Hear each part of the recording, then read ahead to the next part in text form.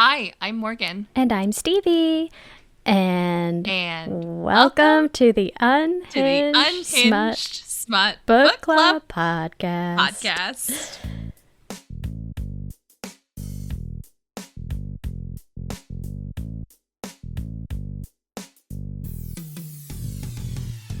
Like your kindergarten teacher did coke. This book is horny. Ultimately, I do want men who know to shut the fuck up. I've said a lot of really brave things tonight. I'm really proud of you. I'm really proud of you.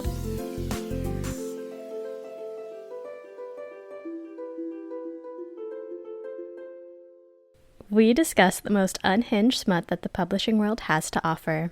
It's a book club, buffer sluts. And today, we're getting all up in it. We are discussing Download for Demons by R. O'Leary. Really putting the It's a Book Club but for sluts heavy to the test. A very slutty book. And I loved it for the FMC. She deserved it. She absolutely did deserve it. Mm-hmm. How you been? Last update was your IUD insertion. Are you feeling good? Yeah, it's great. No problems. They numbed me. Didn't expect that. She was like describing the process, and I like made her laugh because my face of like the smile that lit up my face with relief. She's like, I could tell you're happy about that. And I love, Morgan, I love when I can make a very like buttoned up British person break and laugh. I love to do it. That one wasn't even on purpose, but it makes me feel accomplished. But yeah, it was great. No complaints. A little bit of cramping. Amazing. Not bad. Thank you, babies, Amazing. for stretching out my uterus. Works out for me. I hadn't talked about this on the pod, but it's just like a medical thing. Also, I went and got that mole that I had under my eyelid looked at.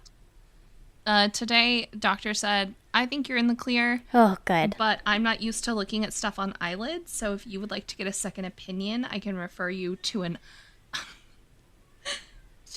optical plastic surgeon. So somebody who like does like skin cancer removals on the eyes, basically.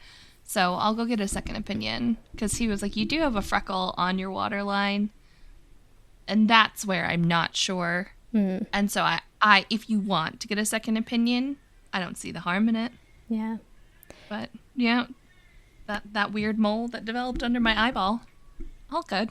That's good. Yeah. So you probably don't have cancer. That's wonderful. I love to hear it. I was like, when you mentioned it, I was like, she's fine. But then my brain went, what if she's not, though? And so in the back of my mind, I've been like, this is it. It's the big one. I was trying to be really like cool about it, and not freak out. And then I discovered the freckle on my waterline, and I was like, okay, now I panic. Yeah. I sent you something on TikTok that was like, will it be weird if I ask this dermatologist if my suspicious mole is actually just a mate mark with my alpha mate that I haven't met yet? I sent it to you and it's like, too soon? It's too relevant to not send. I gotta. It's fine. I've got a lot of suspicious moles, okay? It's just par for the course. Mm-hmm. The dermatologist said it's probably just my 23 years of living in the desert. That'll do on it. top of 2 years of living in Miami, that, you know, you spend a solid 2/3 of your life in complete sunshine all the time, 365 days a year. And there's a chance that when you're in your 30s, the sun damage could catch up with you. The sun is a fickle bitch like that, man. Yeah, she really is. I love to love her, but... And I was like, Morgan wears sunscreen when it's raining. Like, and of course, the one place she can't put sunscreen in her literal fucking eye is where the sun's like, gotcha, bitch. Yeah. The mole's like right underneath my eyelashes, but the freckle's on my waterline. So I can't do anything about that. But I do take the sunscreen and swipe it on my eyelids and under my eyes very lightly. And I wear sunglasses pretty religiously, but it is what it is. Wear your sunscreen, kids. Truly. Okay. Well, baby Steve has joined the chat because she has farts and is making it everyone's problem. So the only place she's happy right now is strapped to my chest. So if you hear, that's my baby. At this point, do I even need to give an explanation? Well, hey, listen, we're working moms, okay? All right. So today we are covering Download for Demons by R.O. Leary. This is book 2 in the Monster Match series. We covered book 1, Swipe Right for Monsters, last year, so go listen to that episode if you'd like. Okay, but before we get into that, let's do a little bit of some self-promotion, a little bit of plugs, some different ways you can help support the podcast, because we are currently an ad-free podcast, so if you'd like to help support us, here are some ways you can do that. You can tell your bookish friends about us. You can follow us on social media. We are at Unhinged Smut Book Club, wherever you get social media from. And rate, review, and subscribe to the Unhinged Smut Book Club podcast. That is a huge help to us if you leave a review on Apple Podcasts or Spotify for us. We also have a bookshop.org storefront. We do earn a small commission when you shop our books, but by going through bookshop.org, we also help to support indie bookstores too. Or you could leave us a tip or buy us a coffee on Ko-fi. Every little bit helps. And like I said, we are working mothers, so we definitely run on caffeine. Very much so. If you would like to do that. Very much so. All right, now on to the episode. Like I said, we're covering Download for Demons by R.O. Leary. So the author bio is, after 20 plus years in Alaska, R.O. Leary now lives in Texas. She spends her days haunting the local romance bookstore, watching terrible reality TV, and languishing in the air conditioning. Seriously, human beings are not meant to live in this kind of heat. Love her. Not for me. Can't relate, R.O. Leary, but that's fine.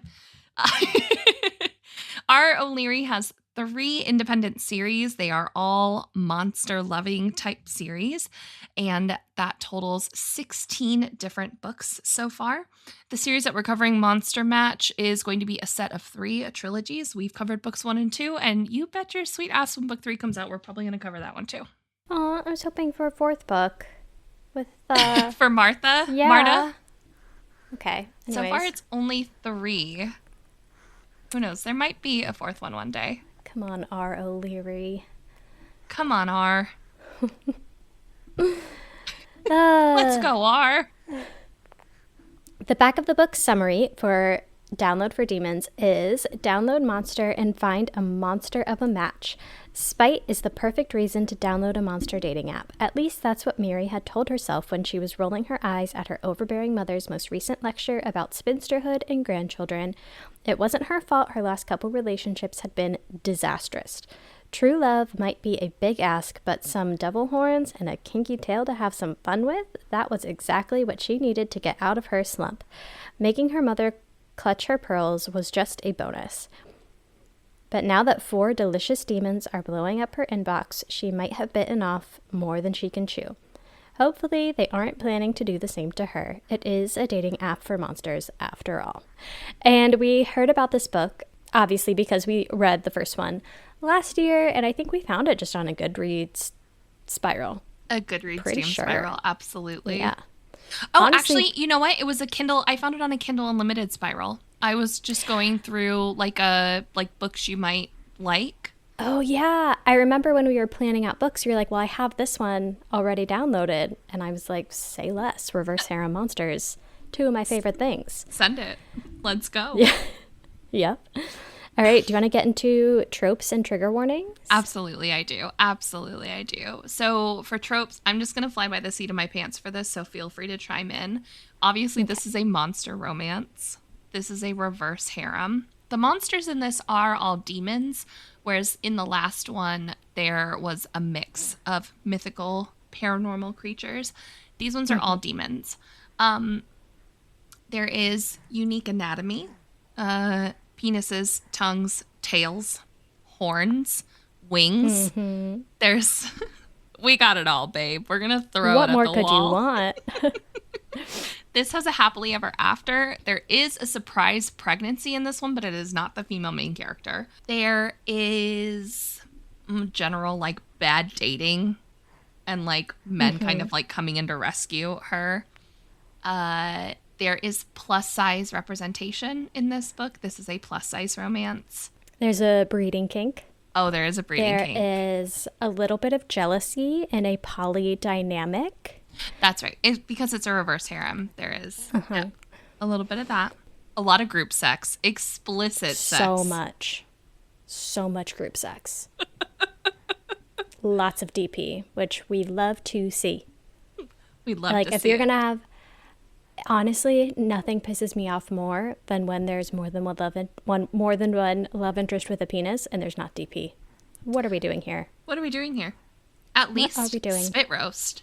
Anyway, I digress.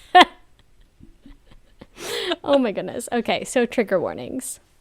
Sorry, really quickly. There is also, as I'm looking at the trigger warnings that are in the book, this is more like content warning than it is anything else. She also says, O'Leary also says that there's an eating kink, and she says this one is debatable, but there's a spicy scene involving cake, so I'm not taking any chances. Yep, I would say there is that. She eats a couple times. And they eat a lot. Hey-yo. So this book isn't really heavy on the triggers because it is very much like a romantic comedy. But there are a few themes or scenes that could be problematic, especially for people in the plus-size community or people with a disordered eating habit. So I live in a bigger body. I am a plus-size person. And some of these things I definitely felt, I was like, oh yeah, I've been there before. So it's not really heavy on disordered eating, but there is a little bit of disordered eating in there. So just kind of like take that as you will. She alludes to like a phase in high school. There's like one snippet where she, like, something gets a little bit in her head and she's like, I'm going to skip on dessert. Yeah, it's not, it is a person healing from a past, who's like mostly healed from a past of internalized fat phobia and probably a bit of body dysmorphia going on. Yeah. But that is, honestly, that's really it. They talk about cheating in a previous relationship. One guy like grabs her by the arm. So there's like a little bit of like, just not anywhere close to assault, but just like aggressive men. Alpha holes. Yeah. And she has a strained relationship with her mother. Her mother is very much like an almond mom who likes to kind of put the like, oh, you're really going to eat that? Or I bought you this dress in a size that was 3 sizes too small for you to give you some inspiration. And then like a partner going through the other partner's phone. Oh, there was that. I feel like that could be a thing. Yeah. But other than that, I mean, really light and fluffy. And even with all of those things, it's really light and fluffy. Super, super light and fluffy. So take that with a grain of salt. It was a very easy read. Not a lot of trigger warnings, but just some things to be aware of. So from here on out is where it's full spoilers. I am going to give a full recap of the entire plot, start to finish. So if you read the book a long time ago and don't remember it, this is your refresher. If you're like me and then you read a book and go, I love that, what happened? This is your refresher. If you didn't want to read the book but still want to have a hee hee ha ha kiki of a good time, this is for you. But if you haven't read the book and you want to read it before this, pause, like, subscribe, give us 5 stars, rate a review, tell your friends about us, and then come back after you read the book. Okay. So I blasted through the first half of this and then sat down and did like a good, like full-blown, like scripted recap. And then the other half of this is me just like jotting down plot points. So you're going to be able to tell when the shift happens. I guarantee it.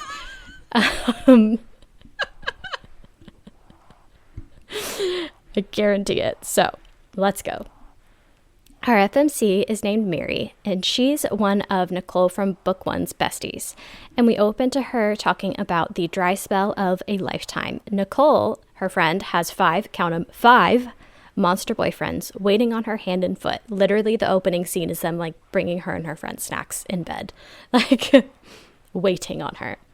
Ashley, their other bestie, is this like super leggy blonde who has no problem finding a hookup at the drop of a hat and is a like career like CEO ass bitch. And meanwhile, Miri is short and curvy with wild curly red hair, which she thinks is just not everyone's cup of tea. She probably thinks this about herself because she has a horrid mother who is constantly putting her down for her looks, her size, her career, her lack of boyfriend, and her mother is always on her back about how she wants grandbabies already, and Miri is only 32. That is practically a teen pregnancy. Hop off. As a person who's had a baby at 32, I indeed feel like a teen mom. Okay, well, out of spite, I gave birth at 29. You were under 30. That's insane. I turned 29 and then like a month later gave birth. That's a crime, I'm pretty sure. Just babies having babies. Truly. Well, out of spite, but not to mention you were a full-blown child bride. Like, I got married at 23. Before your frontal lobe was developed. You got really lucky. I really, really wanted to wait until we were 25, but the government doesn't want to pay for your girlfriend to move around the world with you, so... Foreign service of it all. I get it. Okay. Well, out of spite for her mother and to finally get laid again, 2 birds, 1 swipe, Miri hops on the app that Nicole had such good luck with, Monster. In this world, monsters are real and have assimilated into society decades ago after coming out of the monster closet. So on this app, we see minotaurs, krakens, like bug creatures, vampires, etc. Anything you could think of, really. But Miri has a really big thing for demons, especially ones with horns. In particular, this red demon named Nico, who is a friend of one of Nicole's boyfriends that she's seen around a few times. So Miri's first monster date is with a minotaur, and boy oh boy does it go terribly. He immediately, A, insults her, and then B, is super handsy and aggro, like very alpha hole. And lucky for her, who happens to be at the same restaurant, super hot red demon Nico, of course, and he recognizes her and immediately clocks that she's super uncomfortable, and he helps her make a break for it. He's like, hey, good to see you. I actually have that thing in my car that I've been meaning to give you. And she's like, yeah, that thing. I should go get that. I'll be right back. I promise. I pinky promise. I'm having a great time being fondled by you unconsensually. I have a sore throat, by the way, so if I sound weird, that's why. Miri, thank you. Miri, suddenly feeling herself, gets bold and gives him her number, and they part ways, so she is back to swiping, but she's double booked herself with a couple of demons, one named Duke and the other Kaz. So what does she do? Throw them in a group chat, of course. Part of the lore for monsters is females are not super common, so multiple male partners is culturally really normal, so they are like, cool, double date. And, well, come to find out, Duke and Kaz were previously in a polycule together that ended terribly. And what a coincidence, Kaz's cousin Ace, who Miri has also matched with, works at the coffee shop they meet at, and suddenly it's a triple date. As awkward as it sounds, Miri loved all 3 of them and still has the hots for Nico. So while talking to her friends about who to choose, they both go, why choose? Because it is the best trope, after all. So she sets up one giant group date with all 4 of her demon love interests at her place, and it's going well. But what do you know? Her bitch of a mother shows up and makes it super uncomfy. She brings Miri a dress that's about 1 million sizes too small for Miri as, quote, motivation for her. and then spots her dates and has this like really fucking like racist hissy fit, like they steal your soul. And Mary's like, we've known about demons for like 100 years. Like everyone knows that that's not a thing, you weird bitch. Well, the demons are not scared off. In fact, Ace saves the day by Una reversing and making her mom super uncomfortable that she flees, by being like, these giant demon hands love like a big ass to grab. What are you talking about? Like it was, they were funnier about it than I was, because I got really fucking, I don't know, like your weird uncle about it. I don't know if that's the voice in line. I got big hands. I need a big ass to grab. Stop it. Stop it right now. Please tell me you are picturing someone specifically, because I am. Yep, we've all got one. Anyways, but in that process, whoopsie daisies, she refers to them as her boyfriends, just to like weird her mom out. But they all go, and she's like, no, that was like a weird thing to say. This is like our first date, basically. I was just trying to piss my mom off. You get it. And they're like, no takesies backsies. I feel like I'm just imagining like puppies where all of their ears perk up at the same time and they like do the head tilt. I'm like, boyfriend? Yeah. Boyfriend? Mine? Anyways, so let the fucking commence. An orgy of a lifetime ensues, and then Miri wakes up to all four of them still in her house. Giant sweet baby angel Duke is in her bed. He's like a giant winged purple demon. I'm picturing there's a cartoon of like, I think he's a gargoyle, but he's like a giant hot cartoon gargoyle, and I don't know what show it's from, but I'm picturing it so specifically, and it's gonna piss me off that I can't think of it, but that's okay. That's who I'm picturing. With you saying this, I'm thinking like the Hunchback of Notre Dame, but there was like, no, but I know what you're talking about. I have to Google it right now. Keep going. Google it right now. Yes.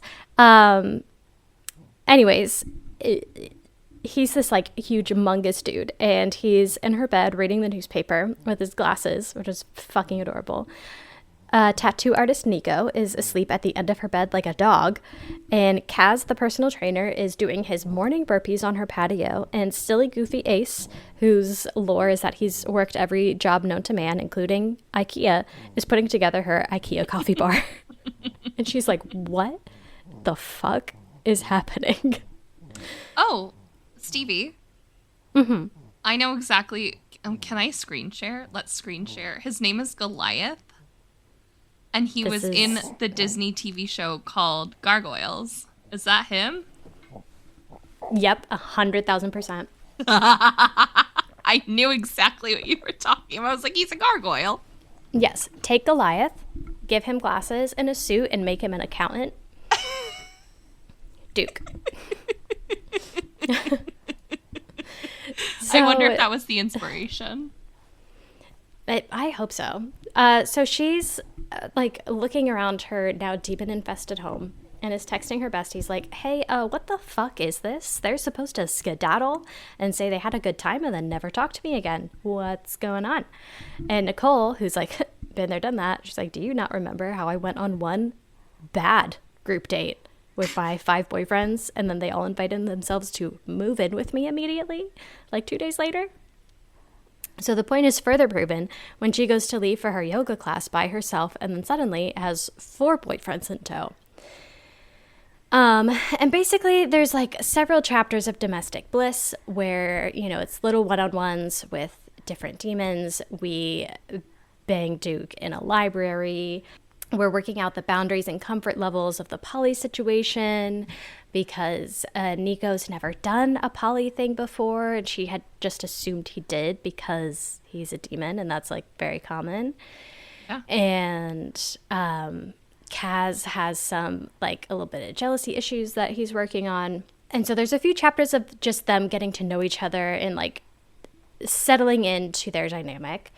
And then she goes and gets brunch with her mom again and has the most epic confrontation with her. I was like clapping silently in my bed as I was reading this at like midnight. I was so proud of her. I loved every second of it. She literally, because her mom's like, what will people think? And so she gets up in the coffee place and goes, hey, everyone, real quick. I just want to see who gives a fuck. I am dating 4 demons, and I'm finally, for the first time, having my body appreciated and fucking worshipped for what it is, and I'm getting dick down regularly the way that I deserve. Does anyone have an issue with that? I'm like, yes. Oh, it's my favorite part. And then we get more into Miri's like personal life, so we see a bit of her relationship with her mom in those moments.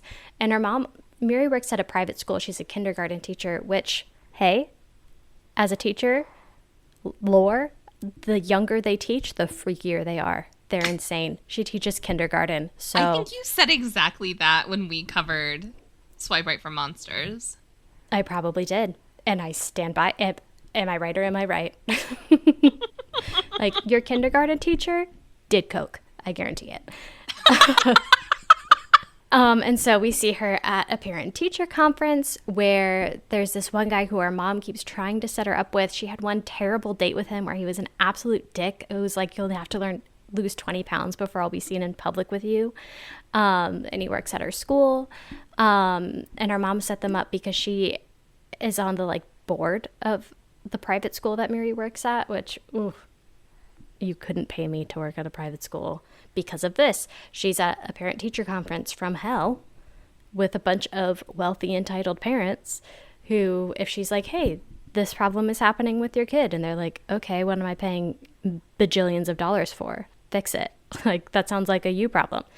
And then even worse, there's a Mothman dad who's a complete skis, like in front of his kid, which made me want to jump into the book and punch him in the face for her, and completely sexually harasses her.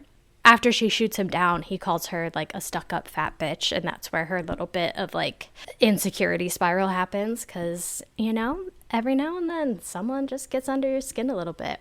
And then she's out for the weekend with all 7 million of her boyfriends, all 7 million of Nicole's boyfriends, and Ashley and probably whoever she's fucking at the time. They're doing shots. We find out Nicole is, surprise, pregnant. Shouldn't be that surprising with how much group sex everyone's having. But apparently, she learned the hard way that when someone gives you like a mate mark, it can essentially just like fry your birth control. And so whoopsie doopsie daisies, she got knocked up on birth control. So Miri's like, everyone write that down. I swear to God, if you bite me, I will punch you in the dick. But at this bar, after that joyous, unplanned, but, you know, happy announcement, run into the douchebag Jason, who she went on that one date with. And he's a complete fucking douche. And, like, tries to grab her by the arm and be like, come with me. And I'm like, brother, you were looking at her 4 giant demon boyfriends, and you think you're going to get handsy with her right now? And all of Nicole's monster boyfriends are there, too. Right? Who are not gonna fuck around. Like, how fucking stupid are you, my guy? You got a death wish, my guy? Apparently, because Ace stands up and knocks his motherfucking lights out. He said, I'm gonna knock you out. Mama said knock you out. Mm-hmm. And he did. As he should have. Unfortunately, Jason is a little bitch and goes to the school board and is like, hey, you have a whore for a kindergarten teacher, and one of her boyfriends assaulted me. And they basically like slut shame her, and there's like demon prejudice bullshit, and she knows exactly what's going on. And for like legal reasons, she's like, so why exactly are you firing me? Is it because someone, not me, off school grounds, out of school hours, punched my ex? Or is it because I'm dating multiple men who happen to be demons? What is it? Or is it because a dad hit on me and I told him to go fuck himself? They pulled her into like a meeting in the middle of of the school day to reprimand her. And they said they were considering disciplinary action, but they wouldn't like outright say what they were disciplining her for. Mm-hmm. And so instead of taking that, she goes, actually, fuck you, I quit, and walks out midday. So she is like, fuck you, I quit. But she doesn't want to tell her boyfriends because she tells herself she doesn't want them to put the blame on themselves because it's basically because one of them punched somebody. Like that's kind of what ignited everything. And so she's not telling them. She's like working grocery delivery. She's reaching out to Ashley and Nicole to see if they have any, like temp job openings at their jobs. And she's trying to work it out on her own before she tells her boyfriends. But they can tell that something is up. And Kaz goes to a dark place real fucking quick in his little demon brain. And he's like, that ex-girlfriend who cheated on us was awful and manipulative, and she started acting shifty, and like this is how it started out. And like he's just fully triggered in a way that like even he didn't expect. And so he goes through her phone and sees exactly what happened because she was telling Ashley and Nicole about it, obviously. And so he's like, family meeting, everybody in the living room. And honestly, he's a right fucking douche about it. Like, just an absolute douche about it. 100%. When were you going to tell us about this? And Duke keeps being like, don't do it. We've all known each other for a month. Like, but she was navigating something challenging. And like, as much as we have very quickly cared about each other, she doesn't know us that well, and we don't know her that well. She's like, allowed to have secrets. Or like things that she needs to work through before she's ready to tell us. You fucking douchebag. Anyway, so she is like, get out of my house, all of you. I need a minute to like think by myself. And she's like, I can't even like think privately in my own house, and now my phone isn't private either. Like everybody out, rightfully so. But then she like is like, no, I should have told them, and that part pissed me off. We'll get into that into critiques, but she invites them over for apology lasagna, and they, everyone's immediately fine. There's no real issue, and they iron out a few kinks in their relationship, and of course they all have makeup sex. She gets a job interview. It goes very well. She gets a job at a public school. And when I tell you the description of this public school sounds so much like the middle school I taught at for 4 years, where someone's like, is that kid making a shiv out of a crayon? Uh-huh. Listen, my kid goes to a private school and came home with a shiv made out of popsicle sticks and a piece of sparkling scrap paper plastic. So, and honestly, public school's in your soul. Yeah, and little chaos. If she were, to more intentionally make a shiv, it would be colorful and sparkly. Absolutely. Because why not have whimsy with your violence? And I love that about her. Yeah, chaos is giving Lark Montague, truly. Oh my god.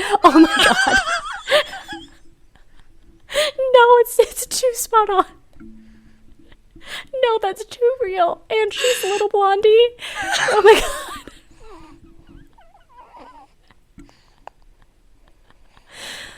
Oh my god.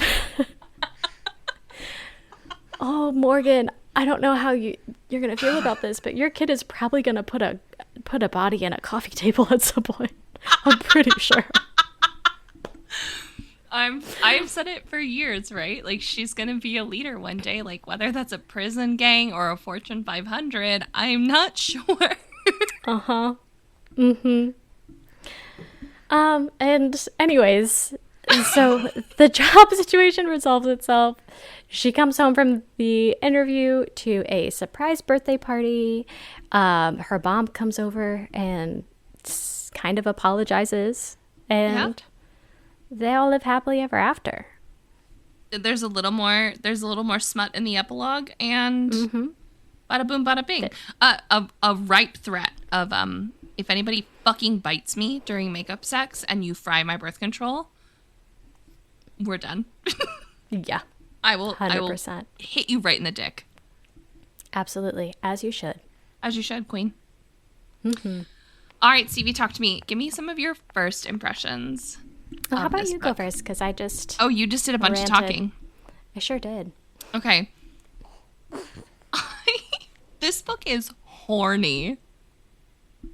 Aggressively so. This book is so fucking horny, and I'm not even mad about it. It's fun. My only note for under first impressions is I fucking love this series. It's such a silly, goofy time. Add horny in there. That's it. Silly, goofy, horny.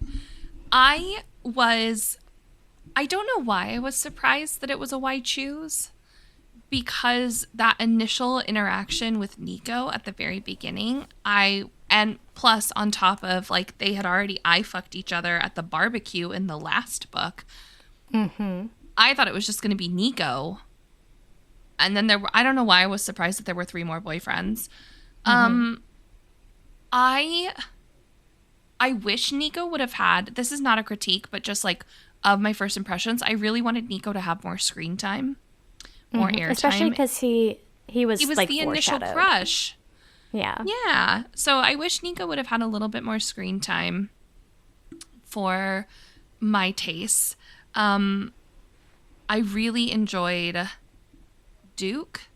I really enjoyed all the boyfriends. Yes. I thought that they were all like very silly, and I could picture them all so very clearly, with the exception of Ace, who I know he's golden and I know he's yellow, but his behavior. Did you ever watch Teen Titans, the cartoon? Mm-hmm. A little bit, yeah.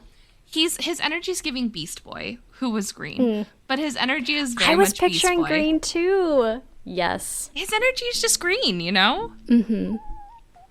Yeah. Because Ace and Kaz are yellow, and they're cousins. Yeah, because they're cousins, which... we'll talk about that. We can talk about that. Why did that have to happen? That's in Throne of Glass, where Sarah J. Maas makes a point to point out that Aelin and Rowan are distant cousins. I'm like, hey, what if we didn't? Why? Hey, that didn't have to happen. To this day, I still do not approve of their relationship.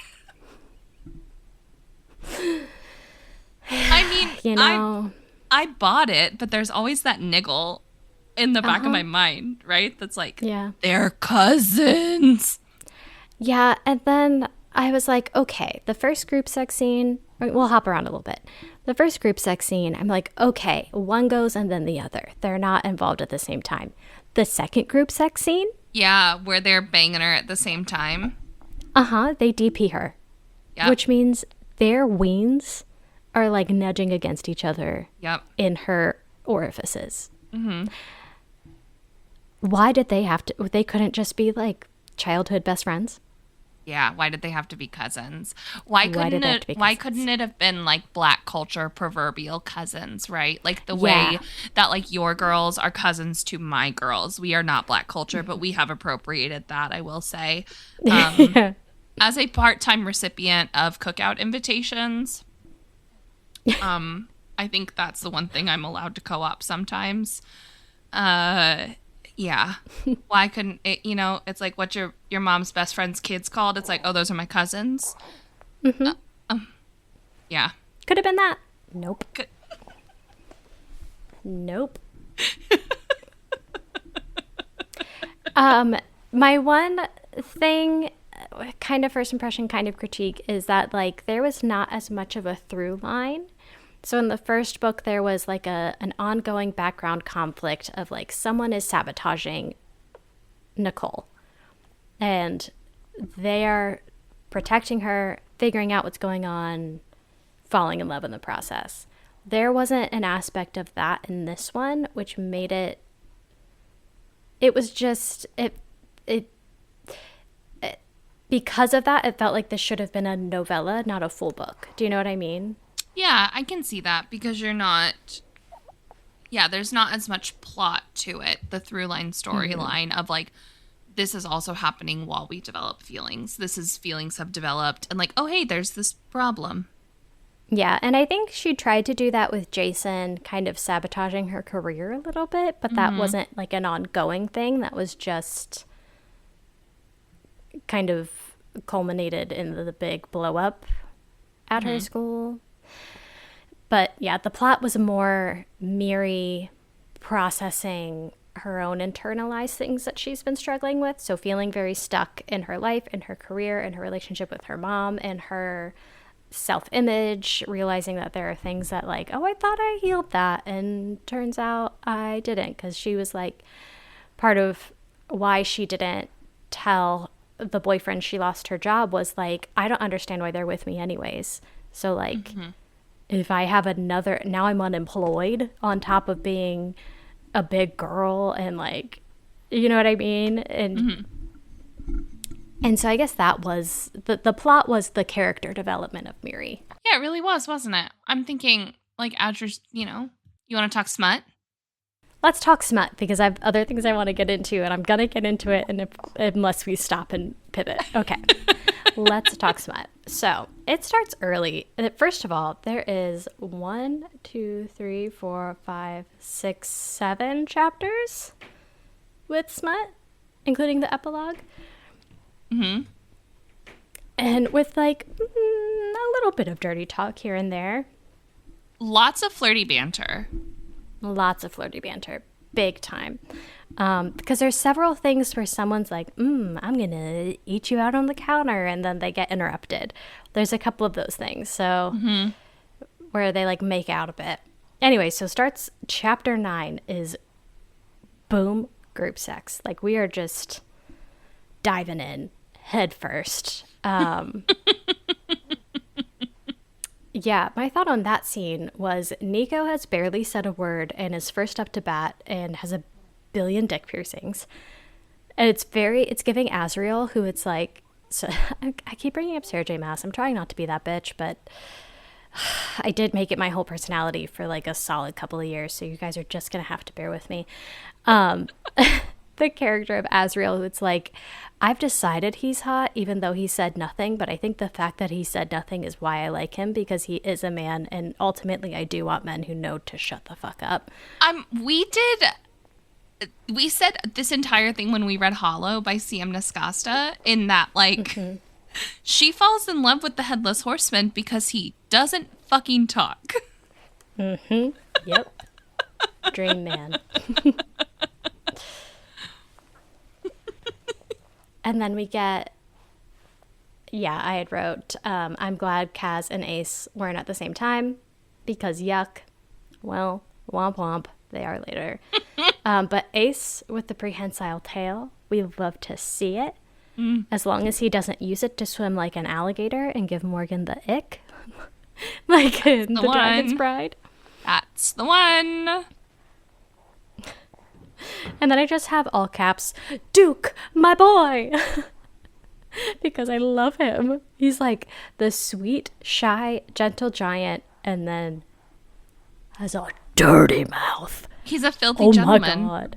A filthy giant gentleman. We love to see it. And whose penis is apparently ribbed for her pleasure, baby.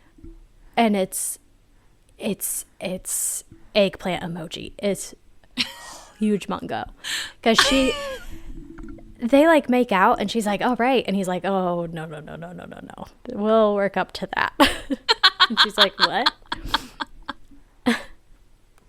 Yeah. Also, we explore a lot of kinks in the very first scene, because Nico is first up to bat. He does have all of those piercings, but she also... Miri, like, grabs his horns and licks his horns, and then the other demons are like, fuck, that's hot. And then that's where the first DP happens. Like right out of the gate. Straight out the gate. Was it? I think it was Kaz. That was, he got, he was all up in that ass. Yeah. And then it was Ace and Duke, why is my brain freezing? Ace and Duke, you know, have you ever tried this one before? Took her to Paris. Sure did. Loved that. So you really explored a lot of kinks in the very first Smut. Yeah. It was great. It was great. I was like, hell yeah. This is why I beasted through the first half of this book. I was really glad I wasn't ovulating while I read this because... Yeah, Mr. Morgan would come home and you're just like frothing at the mouth. Like, I already was. Oh my goodness. Not enough. I want what she's having. I wish I had that kind of sex drive. I have a newborn and I am tired, y'all. I'm so tired. You'll get it back one day. One day.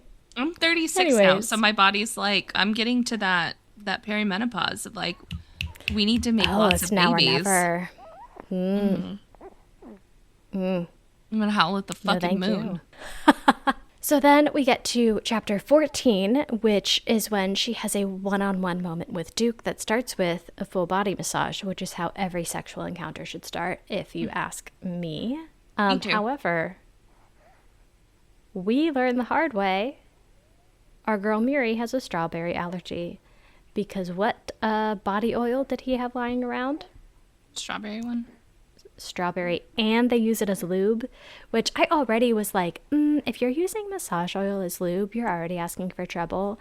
And I was waiting for the strawberry thing to happen because it was like what's it, like Chekhov's gun or something, where it's like it's like a film theory, like if you see a gun in frame, someone's gonna get shot.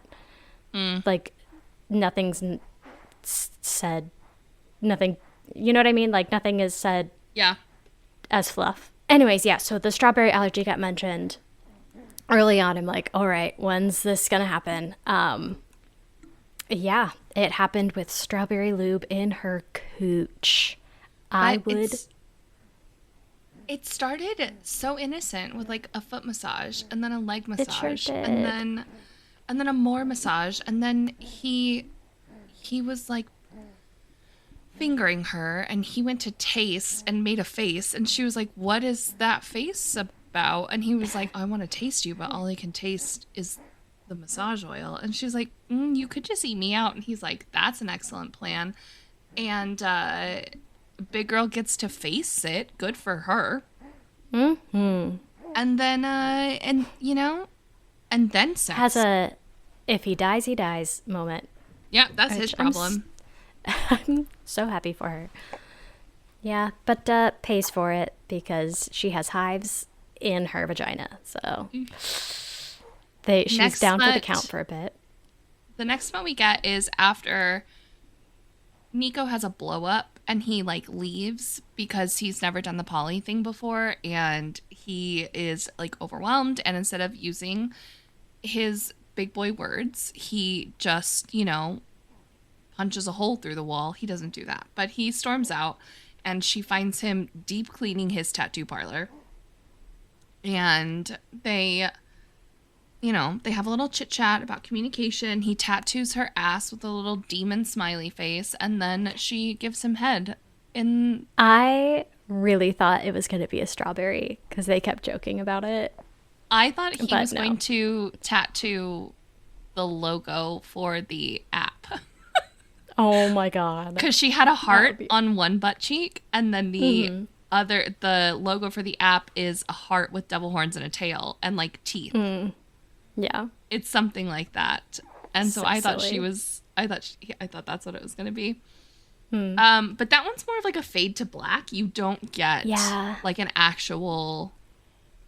She like is down on her knees, and then we're into the next chapter.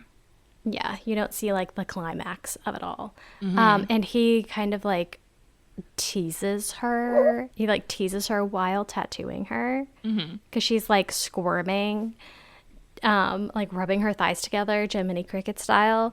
And he's like, "Oh, I see what's happening." Which honestly, I've heard tattoos on your butt cheek hurt really fucking bad because I could see it's it. like the really bony places or really fatty places hurt. Yeah. Like, I have a friend who has, like, her whole butt cheek tattooed, and she's a heavily tattooed person, and is like, nope, that sucked. Don't recommend it. So, Miri's, like I told you, she's a freak. She's a freak. Mm-hmm. The next smut we get into is chapter 21, which is when she is having that, like, I'm not going to eat this cake. And Kaz notices that she's not eating the cake. And she is. And Kaz is, like, the personal trainer, like, bodybuilder dude. He's a boxer. So I loved that it was him who she had this moment with, because he's the, like, nutritionist dude. And he's the one that orders a salad when everybody else got burgers, but he's also stealing French fries off of everyone's plate any chance he gets. He's trying to be healthy, but, you know, whatever. Is a human. But he... Well, not human, but... I thought that scene was gratuitous, to be honest with you. I did too. It made me a little uncomfy. Yes.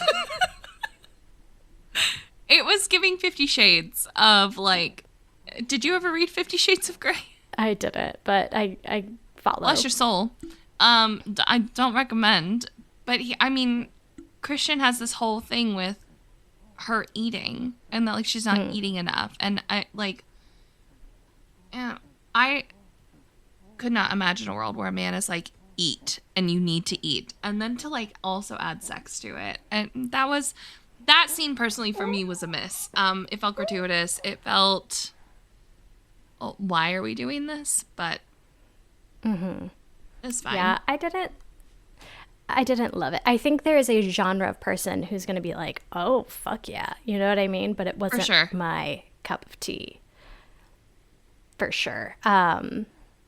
And then chapter 26. Ace is in the shower. Miri's in the shower. And then Ace joins her. And this is, like, right after she lost her job. And so he can tell something's wrong. And he, like, gets in the shower with her and is like, so do you want to talk about it? And she's like, nope. And he's like, okay. And he, like, washes her off and, like, doesn't really try anything and just gets her ready for bed. And she's like, wait. Come snuggle. Yeah. And she's like, well, I might need a little help to go sleepy. And he's like, okay. And so he eats her out. And then Nico is, like, leaning in the doorway and was like, don't mind me. I just watching. And then, of course, he doesn't just watch. It turns into an Eiffel Tower moment again. This is also the scene where Ace uses his tail to penetrate her. I don't know how to say that in not a weird way. Everything that ran through my brain really quickly was like, that's wrong. But he uses his tail to fuck her while he goes down on her. And that's where we get a little prehensile tail action, which I really appreciated. Because usually it's for, like, clit stimulation is what it's been used for. Yeah. But he uses it to fuck her. Good for him. But it is, like, a spaded tail. And so I'm picturing, you know, like, a classic, like, Little Red Devil pointed tail. But then I'm like, wait, what would that look like three-dimensionally? Would it be flat, or would it be, like, a cone? Or would it be, like, I'm like, hold on. Because I can't picture an animal that has a tail like that to compare it to. Correct. So I'm just like, you know what? I don't need the details, actually. For a second there, I was like, what's the physics of that situation? And then I'm like, I'm sucking the fun out of this. So I stopped thinking about it. Yeah. And then jump to chapter 31, where we have the group makeup sex. And this is where you have the fucking cousins at the same time. And I'm upset now. Stevie. I'm upset with you. We need to have a chat. So we didn't have to do that. Nico goes first again. There's some horn play. And then we have the cousins at the same time. And then we get Duke on his own. But Miri rides that man into the sunset. She like straddles him and he looks at her like, are you sure? And she's like, well, now I have to do it because you doubted me. Because of his size. Like, it is genuinely like crazy. It has to be. They don't like give any measurements, but she said that she cannot wrap her fingers all the way around it. So that could be anywhere from like, yeah, like all the way, you know what I'm saying? Like, we got a range. You can't see us, but Morgan and I both are like like making a circle with our hands. Tell me when to stop. Like, tell me when to stop. That can't be it. I'm starting over.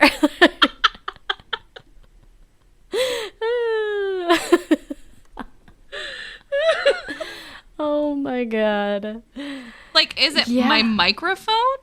You know? Because like, that would be, I would fear for her safety.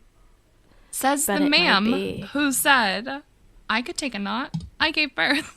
I didn't say it would be like easily. I'm just saying I could. I could make it work. I didn't say it'd be nothing. Listen. I do a lot of Kegels, okay? Thank you very much. All I'm saying right now, people get fisted, you know? So I'm sure. I know. I want.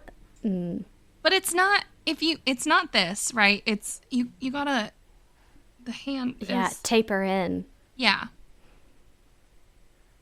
That sounds like I have a lot of knowledge about fisting. I'm so sorry, husband. You're listening to this. She consumes a lot of queer media. I assume it's a drag queen taught her that. I think a drag queen did teach me that. Yeah, we know. And then we have the epilogue. It's Miri's birthday in the epilogue. Yeah.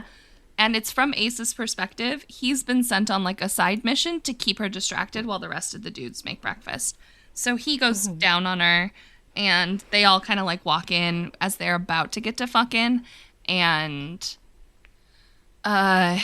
he's just like, you know what? The rest of the guys can have it. And he grabs a piece of French toast and they all take their turns eating Miri for breakfast first. And then there's not a lot of detail in that. Kind of a fade to black. Yeah, there's... The end of that is like a fade to black because Ace is like, I'm going to grab my French toast and I'm going to watch. And he implies that like the rest of them take turns. And that's the end of the book.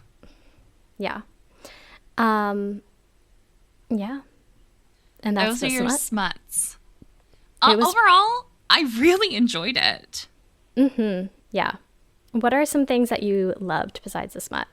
I see your little note here that Ace is bi, and I love that. I love that in both books there have been bi monsters. And in the next book, I'm begging you, I need boyfriends to be boyfriends. I need a firm MMF. Yes. Like, I need no holds barred. While there's a hetero situation happening, I want like an actual orgy where everybody's involved. I want a man sandwich. Oh my god. A totem pole, if you will, please. Oh my god. You know what? Yeah. I've said a lot of really brave things tonight. You have. I'm really proud of you. Yeah, I really wanted boys kissing, but we didn't get it in this book. It's fine. Whatever. I really enjoyed each of the characters having a dynamic personality, though. None of them were like flat. And do you remember when you said during the last episode of like, I love this idea of like these ancient creatures being like, are they ancient or are they autistic? And like Duke really kind of gives that. Duke is absolutely autistic coded. But something else that I really enjoyed was, not to go back to the smut, but the exploration of like other monster kinks while we were in it. So Ashley, I think, talks about like, in the notes of like what's next, or like the author notes at the very end, she talks about like, in Ashley's book, she's basically gonna like femdom a minotaur. Lots of talk of tentacles and Those sucky little bastards. Speaking my language. I really liked to see all of that sprinkled through. What I really love about monster romances in general is that the diversity is just built in, it's kind of like the default. That was something you and I both agreed on and had a disappointment of from Swipe Right for Monsters, is that why all the boyfriends white? Why are all the boyfriends white? And I mean, all of the boyfriends in this are different colors. Like, none of them are white. There's 2 gold ones, there's a red one, and there's a purple one. And I would expect that from demons. And I'm really glad we went there with that, because, like, demons could really be any color, and I'm glad we went there. But diversity really is built into monster romances, because you have these, like, outliers of society, basically, that are being brought into society. And, like, we're normalizing differences. We're normalizing diversity. And then when you throw in the little aspects of, like, in Swipe Right for Monsters, you had, cannot remember their names right now, but the werewolf and the were-cougar, right? They had, like, this, like, enemies to lovers kind of, like, side situation. And then Ace being bi in this one. The diversity is always built into monster romances, and I think the author really explored that a little bit more in this one, without it being too in your face. Monster romance is so often an allegory for interracial or, like, intercultural dating. 100%. And so this one, not to the degree where, like, I think CM Nascosta leans into that really, really, really well. When it talks about, like, social dynamics, but it definitely got into this one a little bit more, because there are even moments where she was like, wait, what's a monster wedding like? And, like, they joke of, like, well, everyone's naked, and then we draw on each other with blood, and then there's a giant orgy, and they're like, just kidding, it's a regular fucking wedding. Like, but there is an orgy afterwards. Yeah. And like, the judgment from her mom being, like, very, like, obviously, like, kind of like racism. Yeah. I like the judgment from the school board too. Like, there was a lot of judgment that got passed around. Yeah. And I did really I liked that she was a plus size character, but it wasn't her personality. Like, sometimes I feel like that becomes the only thing about that character, or, like, the thing that they're struggling with. Like, she had moments of, like, ugh, that got under my skin a little bit. But for the most part, it's like, it is more her, like, reinforcing of, like, oh, my mom cannot shut the fuck up about this, but I like myself. And, like, when it's talked about, it's not like, no one's gonna love me ever. It's because I'm big. It's more just like, I understand that I'm not the, like, cookie cutter mold of what people go for, not traditionally, but you know what I'm saying, of, like, yeah, it's I'm not like everyone's Ashley. cup of tea. Exactly. Right. Her best friend Ashley's blonde, tall, skinny. Yeah. Leggy. She gets described as leggy all of the time. You know that bitch wears a blazer regularly. Oh yeah, 100%. She is stomping down the runway in a pantsuit. Big time. But yeah, so I liked that a lot. Because sometimes I feel like it's like, I'm writing a plus size character and I'm not going to let you forget about it. See, and not to go into critiques, but I felt that way about it, because I don't think R. O'Leary is a plus size person in reading the notes. I enjoyed that. I think it was handled really nicely in the ways that you said, of it's not her, like, no one's gonna love me. I'm not, oh my God, they actually like me because I'm big. Yeah. You know, it very much, like, I would say Miri leans into, like, body neutrality more than she leans into body positivity. But if I have to listen to her talk about how her ass looks good in yoga leggings one more fucking time, stop it. Stop it. Yeah. You're more than that. Your personality's more than that. So Yeah. In the author notes, R. O'Leary says that Miri is kind of like the amalgamation of like all of the plus size women in her life. Like she pulled from plus size women. Mm-hmm. But this also could be just my own experience as a plus size person, like a person who has been fat since they were a teenager, you know, of like. Well, I think that makes it more relevant of like, hey, like, of course I'm like, oh, this was like nicer than other things I've read. And you're like, well. Like your experience is more relevant.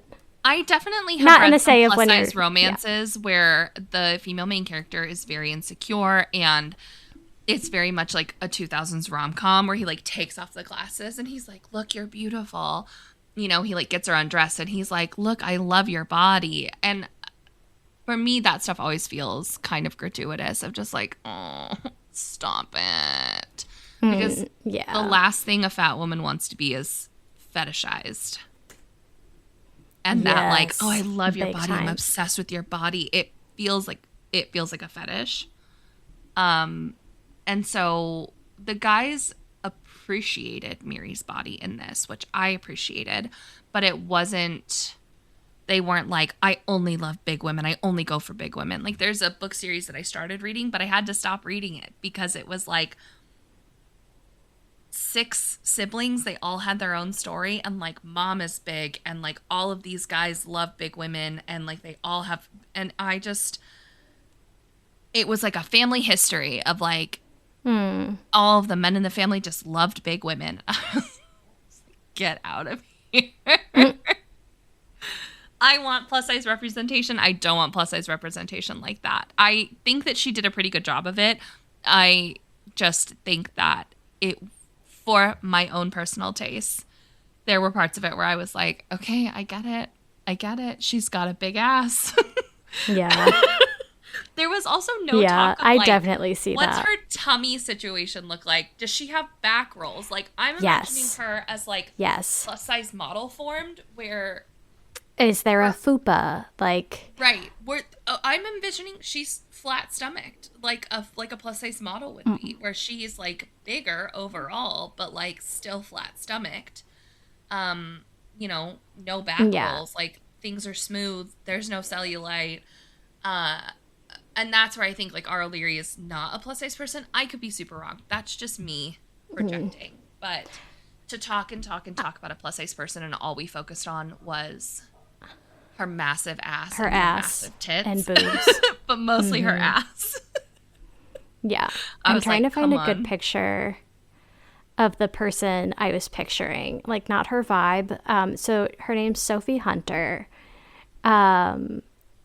She is like a rapper musician kind of, and she has like big curly red hair. She could play roller derby. You know what I mean? She's a sturdy bitch. Yes, sturdy is the word I'm thinking of for sure. That is precisely the word. But when I'm picturing Miri, I'm picturing someone who's like 200 pounds tops, maybe 225 pounds. And to me, that is not a big girl. That is a bigger than average girl. I kind of got into the critiques with that. I got out of it. Was something that you loved, and I had mixed emotions about it. I don't really have much else that I loved about this book, and I kind of got us into critiques. Do you want to talk critiques now? Yeah, so my only critique is, hey, so what if they weren't cousins? Hey, what if? Have we ever considered? Wouldn't that be cool? Wouldn't it be cool if they weren't cousins? Yeah. No? Okay. All right. I think that's the biggest one, which I think we talked about plenty. But also just, there just wasn't much of a plot. This was vibes. Yeah, this was purely vibes. There wasn't like a story being told. It was just like the story was the romance. Exactly. It felt like I was getting caught up on my friend Miri's love life and career. Yeah, over the last like 2 months. Yeah. For sure. Mm-hmm. Yeah, there wasn't much of a story. I don't know if I would critique it that way, but yeah, there wasn't much of a story. Other than that, You know what I did like, though, in terms of it not having a story versus Nicole's story in Swipe Right for Monsters? I kind of hated the, like, continuance of chaos that was Nicole's story of, like, my house was on fire, and then my electrical wiring got ripped out, and somebody broke in, and somebody threw a brick through the window, and my vampire boyfriends got sunburned. Like, it just felt like if I had just recently started dating 5 monsters, and these bad things kept happening to me, I would probably kick those monsters out of my house. I would be like, get the fuck out. You guys are clearly a bad omen because I started dating you and shit started falling apart. Yeah. Get out. Chaos. Like, what sort of havoc have you wreaked on my life? But yeah, I did appreciate that it wasn't. This read more like a contemporary romance, whereas Swipe Right for Monsters reads more of like a mystery romance. Yeah. Agreed. Okay. Yeah. Do you want to get into rating this book and wrapping this up? Let's do that. I rated it like 2.5, 3 stars. Shocking. I had a lot of fun with it, but like as I was reading, I was kind of like, nothing's happening. A little bit. So it's a lot of character-driven plot. Yeah. It's not story-driven plot. This is a character-driven plot. Which I think I just wasn't, like, mentally prepared for. So fair enough. Yeah. A lot of books that people read are plot or a mix of driven plot. You know, it's either, like, story-driven plot or a mix of it. But this one was very heavy on character-driven plot. Very heavy on it. I gave it like 3.5 stars. I would even bump it to 4. I had a really good time with this one. Yeah. I did have fun. Okay, tell me your spicy level. I mean, she really just dives into it. I'd say this is like 4. Okay. Okay. Because I don't think it's as, like, he doesn't have a jack-in-the-box spring for a dick. You know what I mean? Yeah. It's not like... One's ribbed for her pleasure, though. One has a prehensile tail. True. One has a forked tongue. One has a pierced dick. One has wings. There's hornplay. Yeah. You know what? I guess it is a lot of spice. And it is pretty intense of, like, it's heavy on the group stuff. Yeah, I could go 5. I could go 5. You're not wrong. We do this every time. Every time. When we talk about, you know, like a jack-in-the-box spring for a dick, I think that that's really when we get into the unhinged level of things. True. So we're definitely not. This door we're not in not 5 territory. No, I think for me, in terms of like the unhinged level, I'm gonna rate this middle of the pack. You know, same. It's not the storyline fully hinged story. I would give this somewhere around a 2.5 or a 3 in terms of the unhinged level. I think it would kick it up to a 3 if you're considering the fact that it's like a reverse harem with demons. Yeah.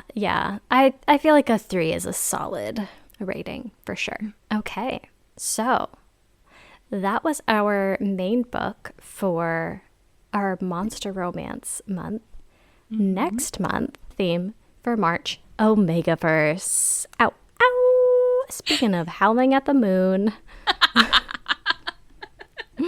Next month's book is Fake It Till You Mate It by Sarah Spade. And I just remembered that for reading that, and I'm so excited. There's a possum shifter. This is a very long back of the book summary. When I wake up in the morgue, I know it's time to move on.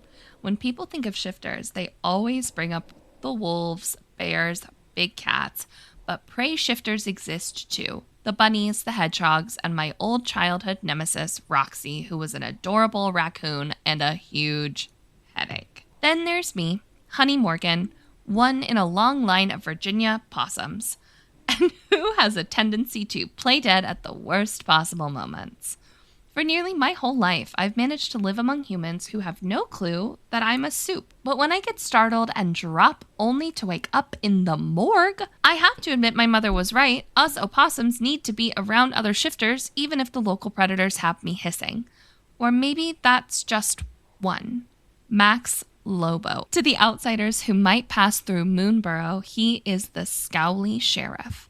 To the soup residents, he is the all-powerful alpha of the Moon Shadow Pack. To me, he's my mate.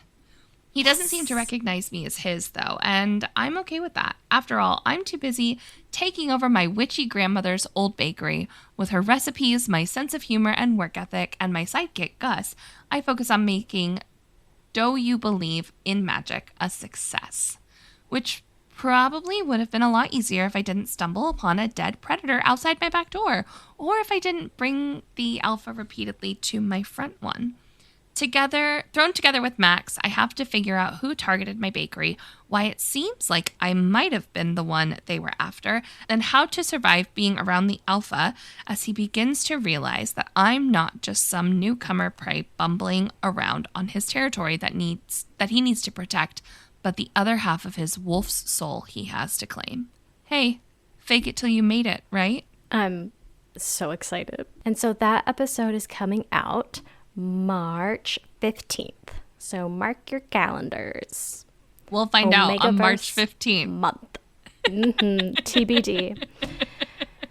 All right. That's it for this episode of the Unhinged Smut Book Club. Thanks for reading with us. I'm Morgan. And I'm Stevie. Don't forget to rate, review, and subscribe so you never miss an episode filled with chaos, kink, and questionable literary choices. Until next time, keep it spicy.